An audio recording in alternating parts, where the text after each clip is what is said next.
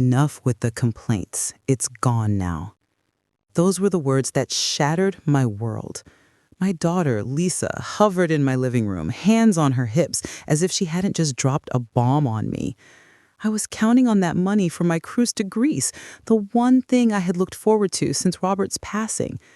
I glared at her, my fingers still clutching the edge of the kitchen counter where I'd been sorting through old mail, each envelope a reminder of a life now halved. You sold your mother's diamond necklace without even consulting me? Mom, come on, lighten up. It's just jewelry. Just jewelry. The phrase echoed in the silence of our Boston apartment, a silence that had become my constant companion.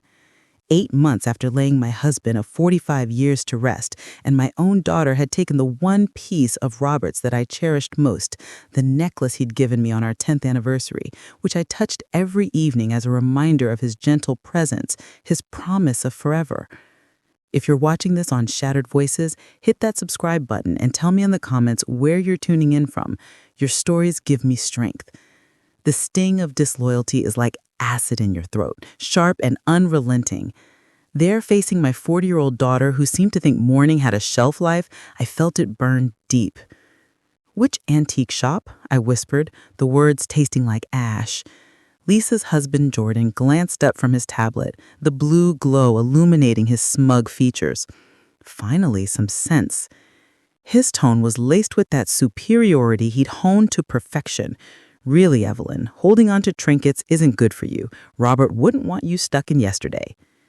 Don't presume to know what Robert wanted, I seethed inwardly, holding back a torrent of grief and rage. Jordan had been dictating Robert's supposed wishes since the memorial, always when it meant me handing over something valuable.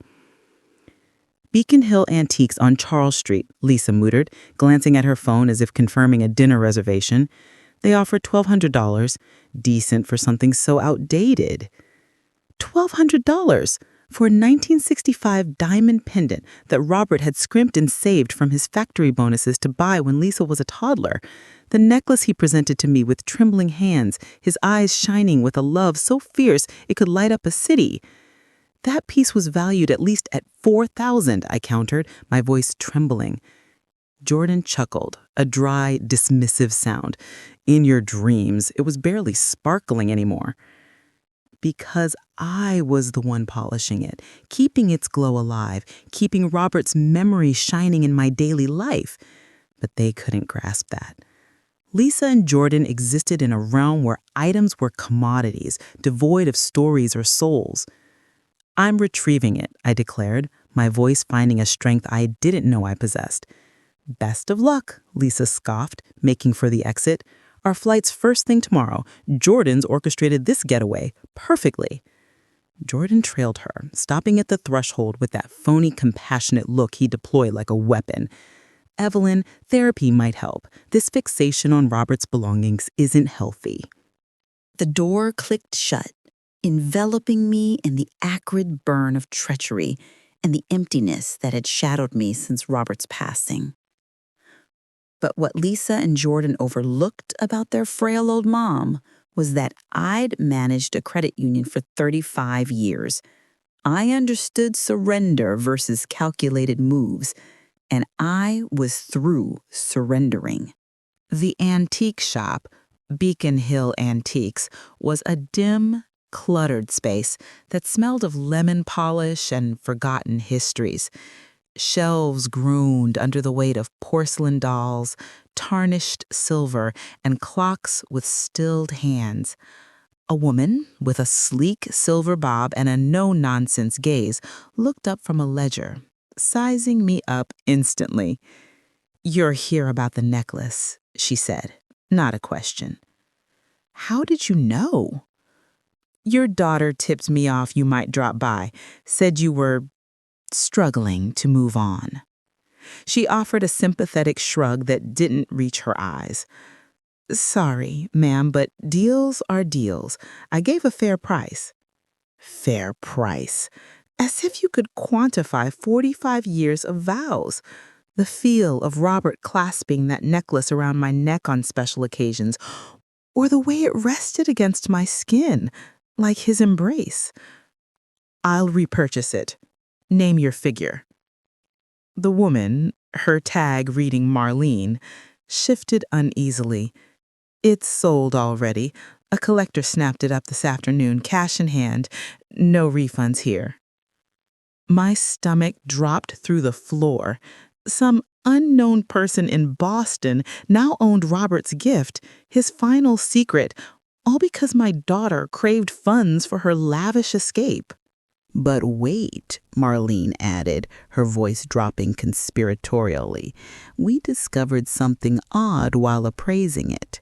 She vanished into the back and returned with a tiny, faded velvet pouch.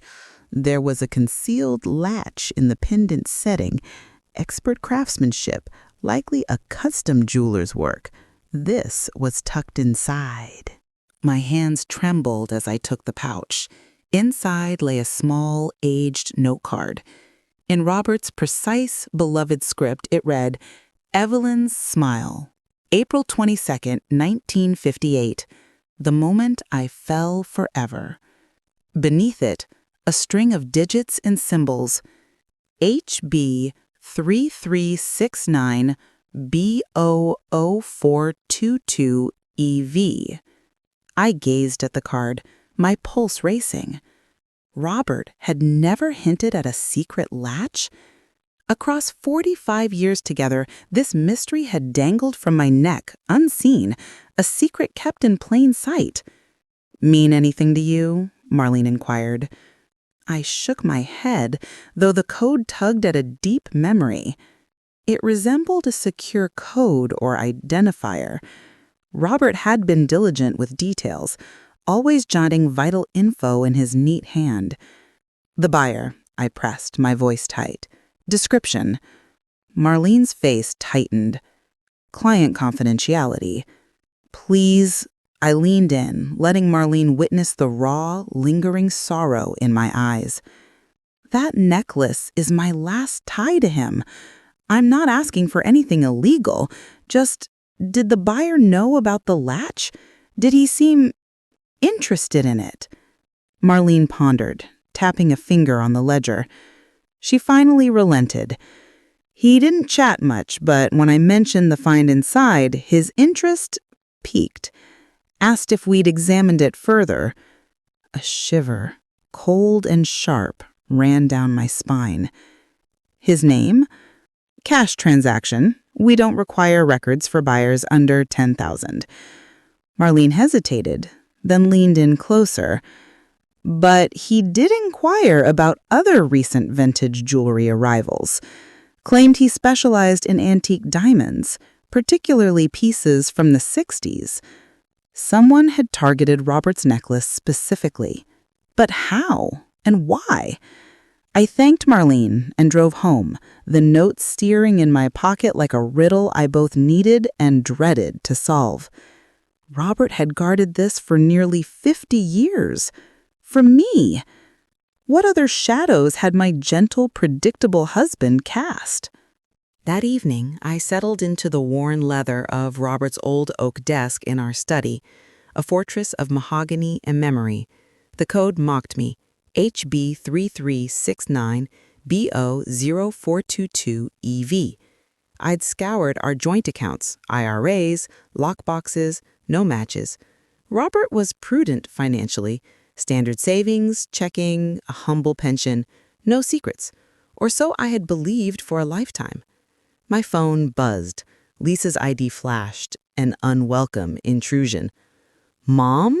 Jordan's fuming. He says you caused a scene at the shop." I nearly smirked. "Seeking my husband's pilfered necklace is a scene?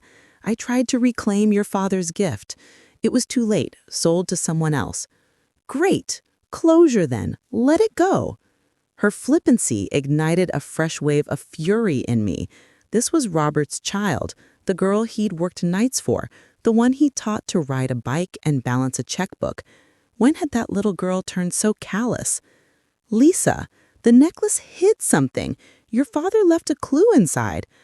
A pause. Too long. "What clue?" "Not certain yet," I said, instinctively guarding the information. but it seems like credentials or a key of some sort. Mom, Lisa's tone sharpened, becoming intensely attentive. It was her keenest interest in anything related to Robert since his funeral. Exactly what did it say? Her sudden shift put me on high alert. Just a string of symbols, likely insignificant. I could swing by, help you decode it before we leave. Now I did chuckle, a harsh, dry sound. Yesterday it was forget the past. Today you're eager to sift through your father's relics. I'm touched. I'm just trying to support you, she said, her voice dripping with false concern, before you spiral chasing phantoms. By selling the very relic that holds the phantom, your support is noted. Post-call, I eyed the phone. Lisa's abrupt curiosity was jarring, out of character. She'd always dismissed Robert's items as sentimental junk, unless they weren't junk at all. Back to the desk, I shifted tactics. I wasn't just matching accounts, I was decoding my husband's patterns. Robert, a former auditor, thought in frameworks, sequences. HB might mean Harbor Bank, where we'd banked for years. Robert's old SSN ended in 369, but not quite. BO could be Boston, our lifelong home. 0422, April 22nd, the date on the note, our first date. EV, my initials, Evelyn Vance, before I took his name. The code was woven with the very fabric of our life together. I fired up my computer, my fingers flying across the keyboard.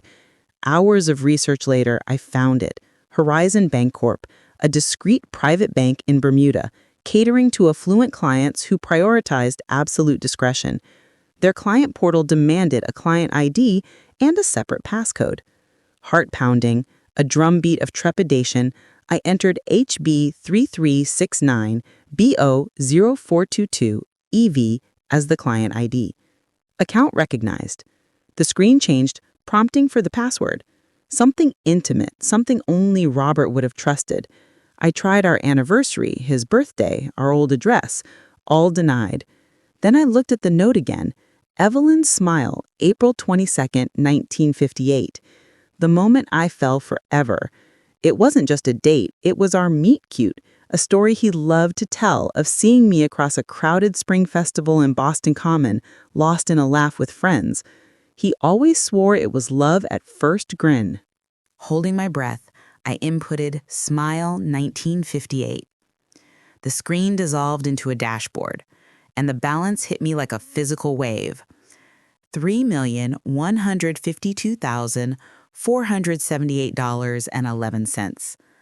I stared, blinked, stared again until the numbers etched themselves permanently behind my eyes. $3.1 million. Robert had veiled over $3 million from me throughout entire marriage. A roaring silence filled my ears. I was a woman who clipped coupons, who agonized over the grocery bill, while my husband had been sitting on a fortune. Rage surged first. A blinding white-hot fury at the deceit, the withheld truth, the 45 years of careful budgeting while Robert nurtured this parallel, secret life. But as I scrolled through the account logs, a colder, more complex reality emerged. The initial deposit was in 1980, just after Lisa's birth, $6,000. The note read, Seed from Inheritance, RV. Robert had mentioned no inheritance. There were modest infusions over the years, $400, $800, that suddenly explained his tight reins on our monthly budget. He wasn't siphoning from ours, he was funneling his own hidden funds into this. Then, from around 2005 onward, the deposits surged. $15,000, $25,000. Notes, asset flip, South End, Boston, Holdings dividend. Robert had been dabbling in property and investments, all unseen by me. How does one share a bed, a life, a child for 45 years and remain oblivious to a secret empire? Then I saw it. A folder labeled, For Evelyn, Crisis Only. Inside was a single video file, uploaded just 3 months before his death. My hand wavered over the mouse. Then I clicked. Robert's face filled the screen, weary and etched with lines I hadn't noticed until it was too late. He was sitting in this very steady, likely after I'd gone to bed. Evelyn, if this is playing, then I'm gone and trouble has found you. His voice was firm, but his eyes were tired. I'd always hoped to reveal this to you over a bottle of wine someday, when we were both old and gray and couldn't get into too much trouble. He sighed, rubbing his temples in that familiar way he did when facing a difficult problem. This money, it isn't entirely mine, my love. It started from my mother's estate back in 1979. She made me swear to keep it secret, a fund for only the direst of family straits. Robert's mother had passed when Lisa was an infant. I remembered his quiet grief, the small sum that had arrived and cleared our car loan. Evidently, there had been much, much more. Mom lived through wars, Evie. She saw families stripped bare. She wanted a safeguard for her descendants, come what may. Robert stared through the lens, as if he were sitting right beside me. I'd invested it, wisely and legally. It's grown through the decades, but its core purpose is as an emergency shield. He detailed the mechanics, the safeguards, but one line played on a loop in my mind. I'd hoped you'd never have to access this. Robert had succumbed to a sudden, massive stroke at home. It was abrupt with no warning signs. How could he have foreseen my need? Unless the peril wasn't a chance event, unless Robert had sensed a threat within our own family that I had completely missed. The next day, I skipped my volunteer shift at the community center. It was the first time in 8 months I had a purpose that stretched beyond the suffocating confines of my grief and routine. I needed to decode what Robert meant by dire straits. The account log spanned over 40 years. I honed in on the most recent activity. The last infusion was made the week before he died. $30,000. The note was chillingly brief. Urgent asset sale. Robert had been cashing out, and quickly. I spent the morning tracing his covert real estate moves. My spouse of 45 years had been a clandestine property baron, wheeling and dealing in Boston's booming market with phantom funds. The most chilling discovery? All of his sales in the last year were to a single entity, Vance Holdings, Inc. Vance. Lisa's married name. My blood ran cold. I phoned my niece, Sarah, a sharp realtor who knew every whisper in the Boston market. Auntie V, you okay? I'm fine, dear. Quick question for you. Have you heard of a company called Vance Holdings, Inc.? Sarah paused. Yeah, they've been snatching up a few smaller properties lately. All cash offers, very swift closings. Why? Do you know the owners? I have a suspicion. Can you dig a little deeper for me? Give me an hour. That hour was the longest of my life. I ransacked Robert's desk, going deeper than before. Behind a false back in one of the drawers, behind stacks of old audits, I found a file marked Policies, but it didn't contain insurance documents. It held deeds, contracts, and a sheaf of investor letters. At the very bottom was a missive that turned my blood to ice. It was from a private investigator, dated just 7 months before Robert's death. Mr. Vance, per your inquiry, I have completed a preliminary probe into your daughter Lisa Vance's financial activities. The results are alarming.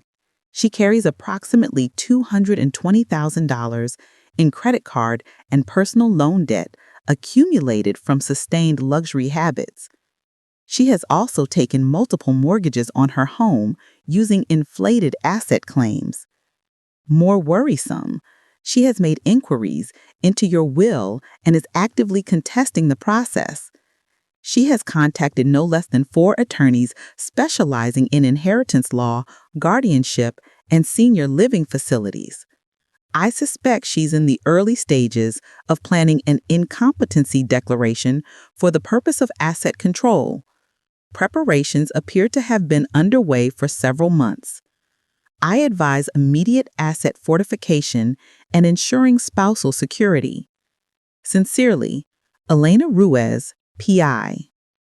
The phone rang, shattering the silence. It was Sarah. Aunt Evie, you need to brace yourself. Vance Holdings is owned by Lisa Vance. Your Lisa. I closed my eyes, and the entire ugly puzzle snapped into place. Robert hadn't been hiding this from me. He was hiding it from Lisa. Every flip, every deposit, every rushed sale in his final days, it was all about building a fortress to protect us, to protect me from her grasp. Robert knew what his daughter was planning, but he died before he could properly warn me, leaving the final clue in the one place he knew I would cherish and protect, my pendant. Lisa hadn't just filched Robert's necklace for vacation cash. She had been hunting for what I had just unearthed, access to the fortune. And now, knowing about the hidden note, she would pursue it relentlessly. I was still sitting in Robert's chair, the damning report in my lap, when Jordan's key turned in the front door lock. He'd held a spare since the memorial for emergencies and check-ins. Its purpose was now terrifyingly clear. It was for scouting. "Evelyn?" Jordan's voice called out, honeyed and false. "Lisa and I thought we'd pop in for a quick farewell before our flight." I quickly stashed the report and shut the laptop. The game was afoot. I needed to understand the rules before I showed my cards. "In the study," I replied, my voice steady. They entered. Lisa with a designer carry-on, Jordan in his resort wear, his watch likely costing more than the original value of Robert's necklace. "Just a quick farewell," Lisa said, but her eyes were darting over the papers on the desk. "What's all this?" "Just going through Robert's old archives," I said, my tone measured. "There's so much I never knew." Jordan neared, his eyes flicking to the darkened computer screen. "Find anything noteworthy?" A casual query, but with a keen edge. "Just old ledgers, tax records. You know how Robert was, meticulous to a fault." Lisa visibly relaxed. "Dad was always obsessed with his files. He probably hoarded grocery stubs from 3 decades ago." "Actually," I probed, testing the waters, "I did find a reference to a peculiar account I didn't know about. A small one, just a few thousand." Their shift in posture was instant and telling. Lisa took a casual step closer. "What account?" "Not sure yet. The documents are a bit murky. I might have to consult a professional." Jordan shot a glance at Lisa, then back to me. "We could help with that. I'm pretty savvy with finances." "I bet you are," I thought, recalling the PI's report on his debts and fake investments. "That's kind, Lisa, but I've already booked an appointment with Robert's old firm. They'll manage it all quite aptly." Lisa tensed. "Mom, those firms charge a fortune. I can review it for you for free." "I can afford it, Lisa." A heavy silence descended. Jordan's facade of concern finally cracked, revealing the schemer beneath. "We should go to the airport. Don't want to miss our plane." But Lisa lingered, her gaze fixed on me. "Mom, that note from the necklace, maybe you should let me take a look at it before we go, just to make sure it's nothing big." "Note?" Jordan snapped, his head whipping towards her. "What note?" Lisa glared at him, then forced a smile for me. "Mom found some kind of code inside the pendant. It's probably nothing, but—" Jordan was instantly alert. "What code?" I rose from the desk, feeling a strange power as I towered over my son-in-law. The private kind. Jordan flushed. I beg your pardon? I think you heard me. It was my husband's message. For me. Mom. Lisa interposed herself, her tone condescending. We're family. There should be no secrets. Secrets? The irony was a bitter pill.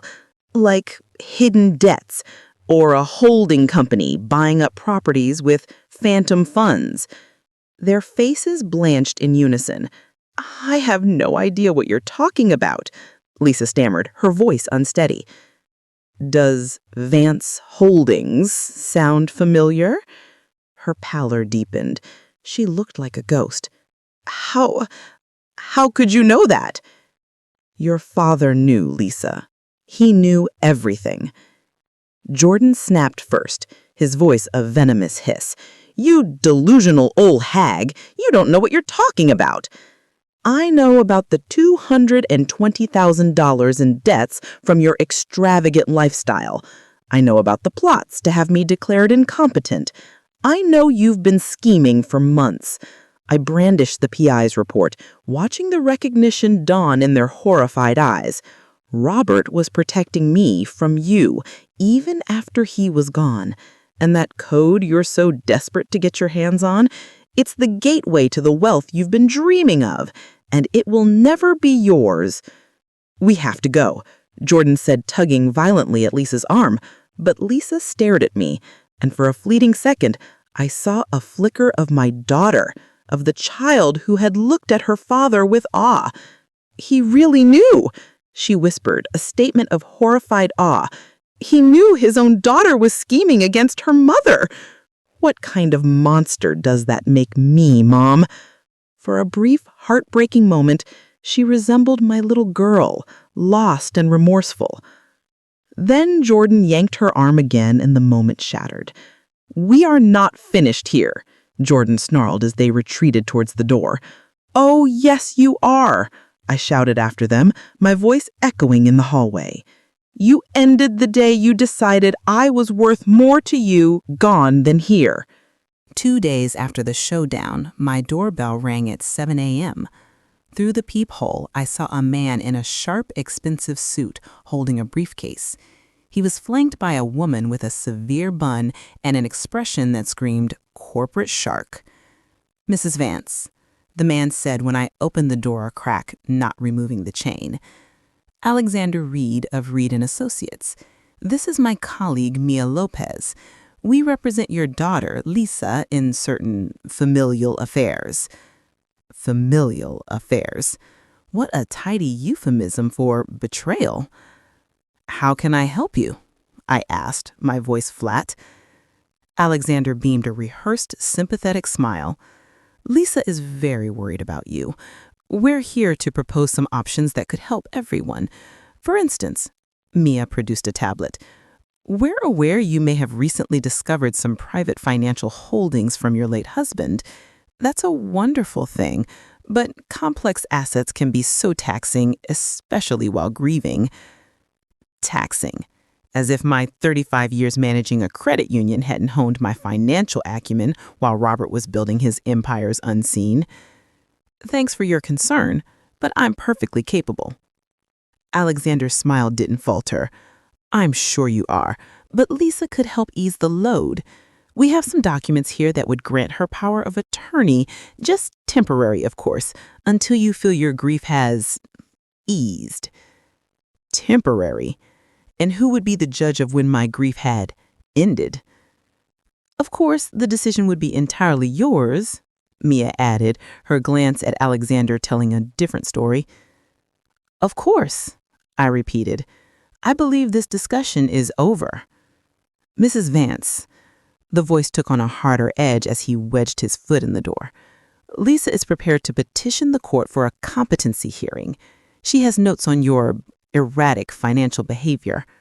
What erratic behavior? Accessing offshore accounts, making large unguided transfers. It can seem unstable to a judge. It was an ultimatum, naked and ugly. Sign over control, or they would force me to prove I had it. Threats only work when you don't have superior counsel, I said calmly. Beg your pardon? Tell Lisa her plan has failed. Robert left more than just funds for my protection. I shut the door firmly in their stunned faces, my heart hammering not with fear, but with fury. I immediately dialed the number from the PI's report. Elena Ruiz, a crisp professional voice answered. Miss Ruiz, this is Evelyn Vance, Robert's widow. Mrs. Vance, she said, without a hint of surprise. I've been anticipating your call. Robert prepped a full defense package for me to be activated in the event of competency challenges or aggressive asset grabs. He primed you? 7 months ago, he commissioned a full-scale investigation into your daughter and son-in-law. He wanted an ironclad defense ready to go. By the time I'm done, your daughter will be avoiding criminal charges for fraud and elder abuse by a hair's breadth. For the first time in months, a real, genuine grin spread across my face. Ms. Ruiz, I said, my voice strong and clear, activate it. Elena Ruiz's office was a world of polished glass and quiet efficiency, a stark contrast to my cluttered, memory-filled study.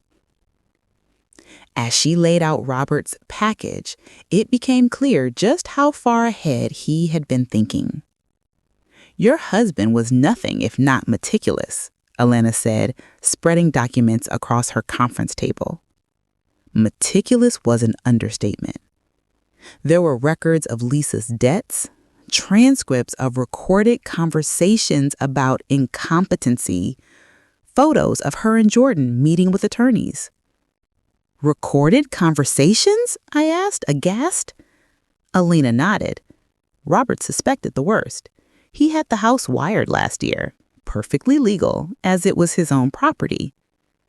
I thought of all the conversations in our kitchen over the last 8 months, every belittling comment about my memory, every tally of my assets, every jest about a nice, quiet nursing home. Robert had heard it all, even from beyond the grave. There was more, a detailed dossier on Jordan's role in alienating me from family and friends, spreading subtle rumors about my failing mind and need for constant supervision. It explained the ceased phone calls from my brother, the awkwardness from old neighbors, the pitying looks from my bridge group. Jordan had been systematically preparing the legal and social ground. The scope of the evidence, I trailed off, is enough to not only quash any legal challenge from them, but to have them facing criminal charges for conspiracy, fraud, and attempted elder abuse, Elena finished. She then proffered a sealed manila envelope. This is for you. Robert's instructions were explicit that you were to read it once the defense was activated. With trembling hands, I broke the seal. Inside was a single sheet of paper in Robert's beloved script. My darling Evelyn, if you are reading this, then Lisa has revealed her true nature and you have found the account.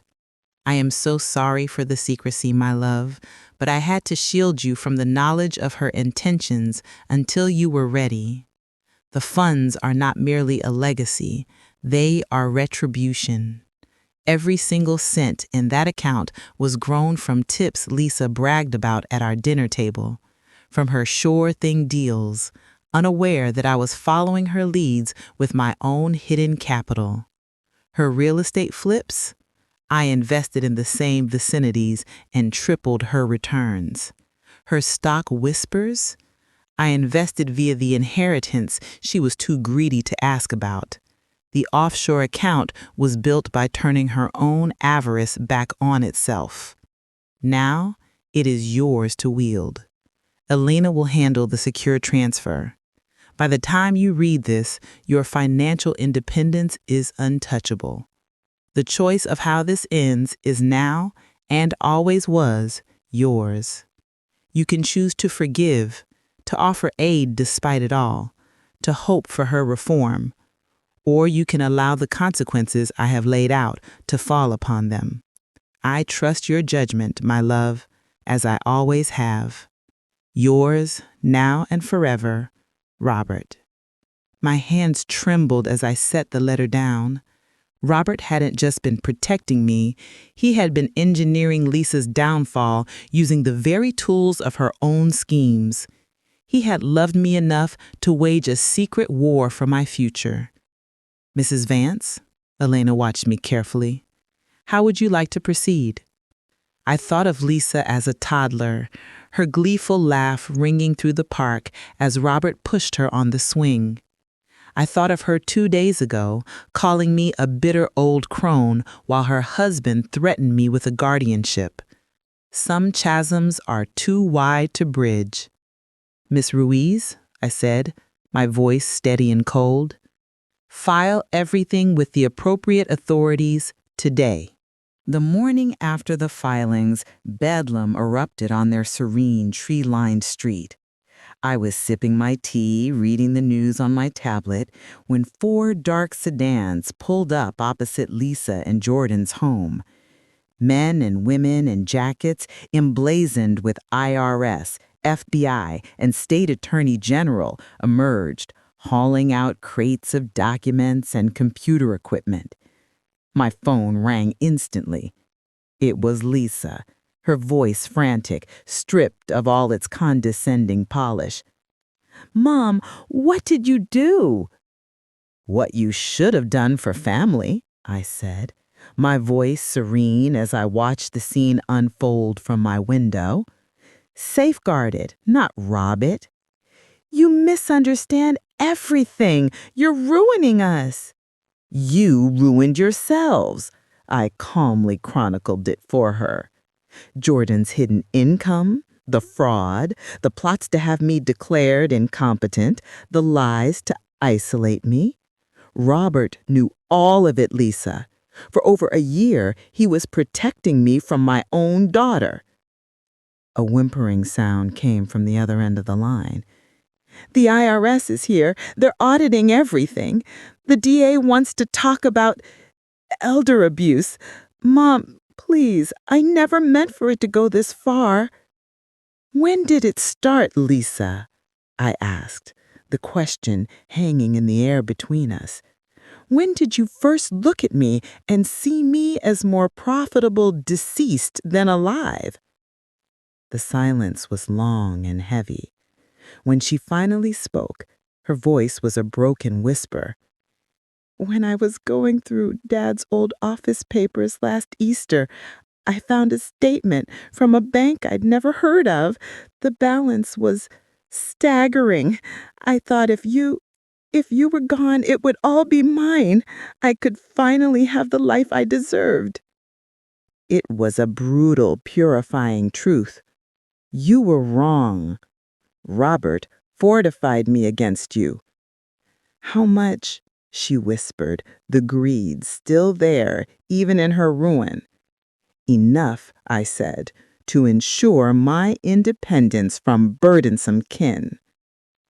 I hung up the phone and watched as agents led Lisa and Jordan out in handcuffs, separating them into different cars. Jordan was yelling at the suits, spitting threats. Lisa just looked defeated, her head bowed, a hollowed-out version of the woman who had stood in my living room. My phone rang again. It was my neighbor, Mrs. Klein. "Evelyn, I'm so sorry. Jordan said your memory was failing, that you were becoming a danger to yourself. I believed him. I should have asked you myself." "It's fine, Ruth. Jordan can be very persuasive." "Is it true? Was Lisa really stealing from you?" I glanced at the photo on Robert's mantel, him beaming with pride, his arm around a young Lisa. He had been a protector to the end. "Yes," I said softly, "but it's over now."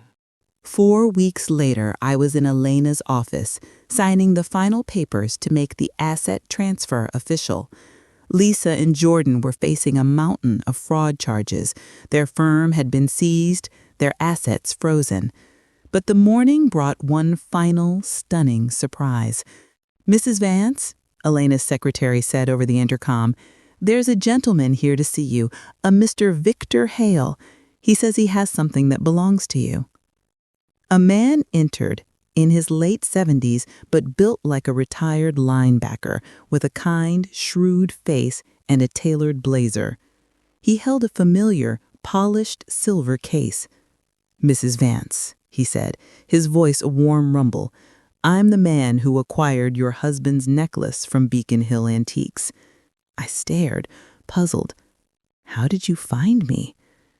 Victor Hale grinned, placing the case on Elena's desk. "Because Robert hired me 15 years ago to be part of your safeguard should it ever be needed." "I don't understand." "Retired detective, Mrs. Vance. Robert tasked me with monitoring your daughter's activities from a distance. When the necklace showed up at Beacon Hill, I was alerted. I was the one who bought it." Elena looked from him to me, a slow smile spreading across her face. "You were the one tailing Jordan these last few months?" "Among other duties, Robert believed in being thorough." Victor flipped the necklace over and with a tool from his keychain triggered a second, even tinier latch I never could have found. Inside was a microchip, no bigger than a grain of rice. "Robert documented everything, Mrs. Vance. Lisa's manipulations, her meetings with attorneys, her discussions about your assets post-death. The last 20 months of their lives are all on here. Audio, video, financial records, photos of Lisa meeting with creditors and lawyers. Your husband loved you enough to forge an ironclad shield against your own daughter." The room tilted. Robert had been tracking them for nearly 2 years? "There's more," Victor said softly. "Robert had one final instruction. If Lisa ever moved to push for a competency hearing against you, I was to produce this." He handed me another envelope, marked "Ultimate Safeguard, Evelyn." The document inside stunned even Elena.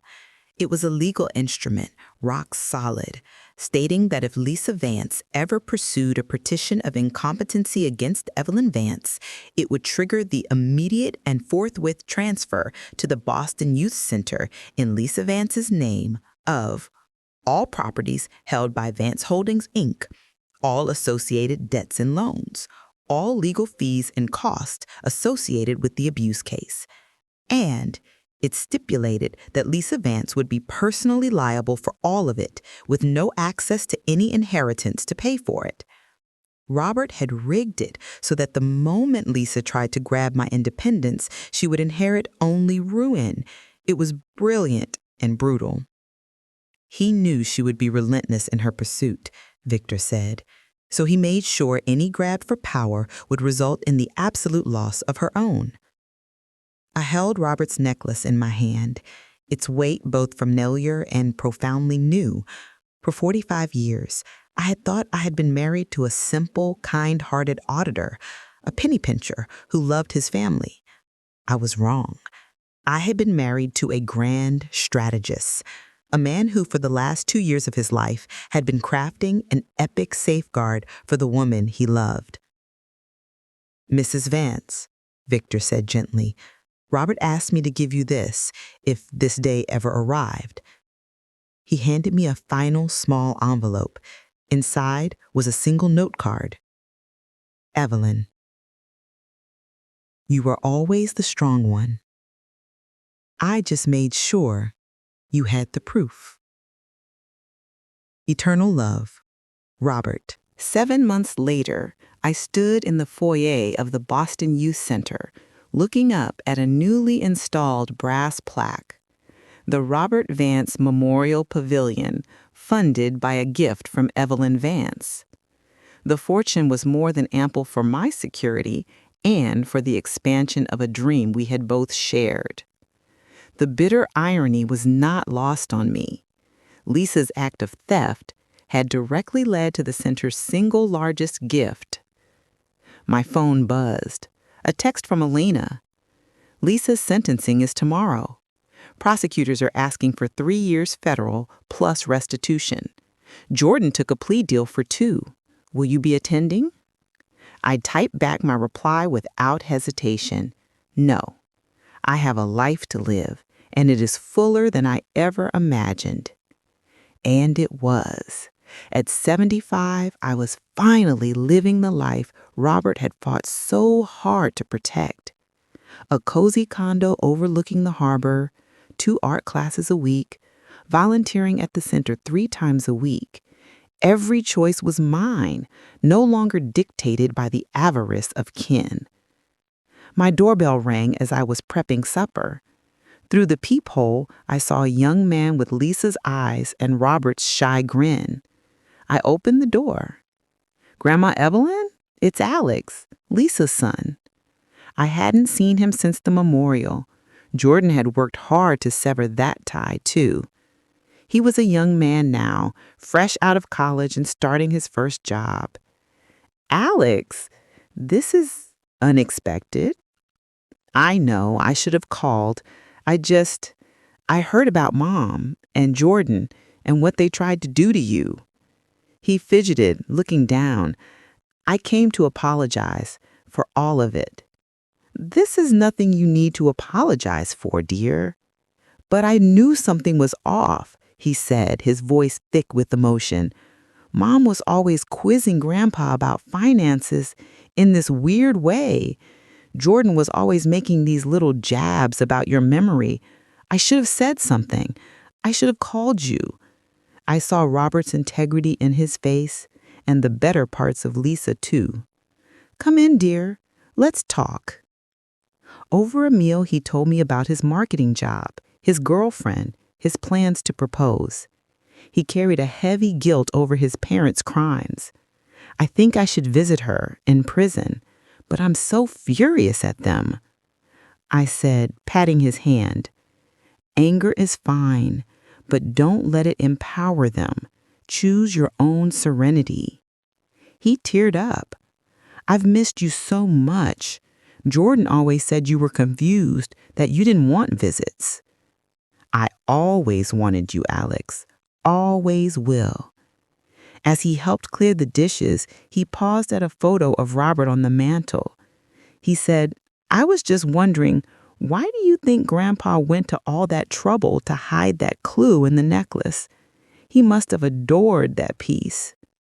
I smiled, thinking of the hidden latches, the secret account, the grand, intricate plan that had saved me. He adored the idea of me being protected.